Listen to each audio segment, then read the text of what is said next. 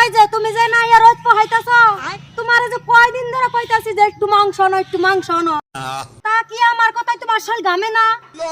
আমার শোল গামবো কে? শীতের দিনে কোনদিন শোল গামে না? মন যুক্তি কথা।